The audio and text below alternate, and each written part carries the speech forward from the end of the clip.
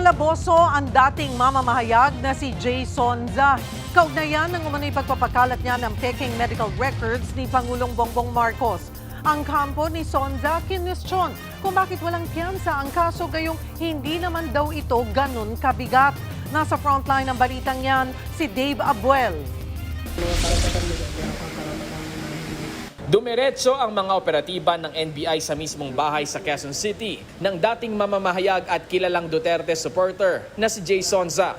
Inihain sa kanya ang warrant of arrest na inilabas ng Pasay Regional Trial Court para sa kasong unlawful use of means of publication and unlawful utterance na nakapaloob sa Article 154 ng Revised Penal Code na may kaugnayan sa Cybercrime Prevention Act. Nag-ugat yan sa pagpapakalat umano ni Sonza ng Peking medical records ni Pangulong Bongbong Marcos. Base sa warrant of arrest ni Sonza, not bailable o walang piyansa ang kaso, bagay naman na kwinestyon ng kampo ni Sonza. Dalawa raw kasi ang kaso ni Sonza, isang cyber libel at isang violation ng Revised Penal Code Article 154 na siyang laman ng arrest warrant. Actually, yung kaso expected nito but hindi naman expected na may arrest warrant siya today. But yung na-issue ng warrant, yung unlawful publication, very minimal na kaso lang yan. I think nasa mga 6 months imprisonment lang yan.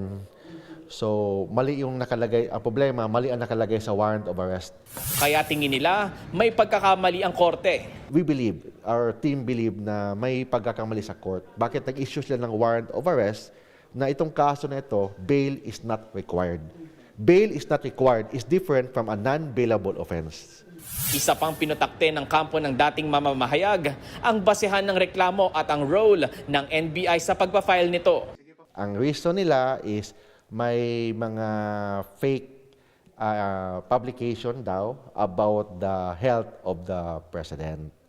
So yun ang in-issue ko doon, sinite ko na argument sa preliminary investigation. Bakit ang NBI ang nag-file? Una, ang NBI wala namang personal knowledge about that publication.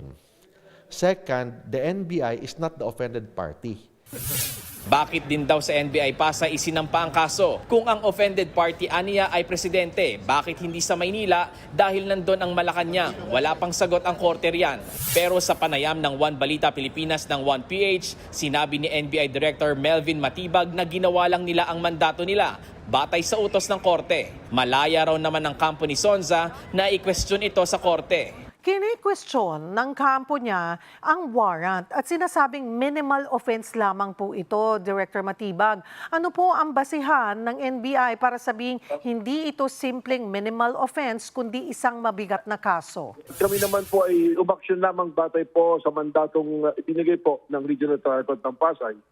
Ang nangyari lang nga po dito nung siya na-aresto, holiday po today, tapos Sabado at Linggo. At ang korte po ay sa Lunes, magre-return po kami ng warrant of service sa korte.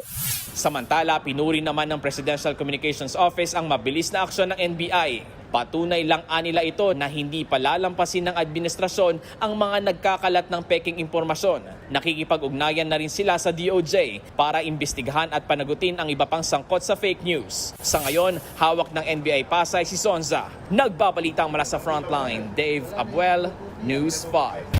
Mga kapatid, Cheryl Cosing po. Maging maalam at may pakialam sa mga napapanahong issue at headlines. Mag-follow at mag-subscribe na sa social media pages ng News 5.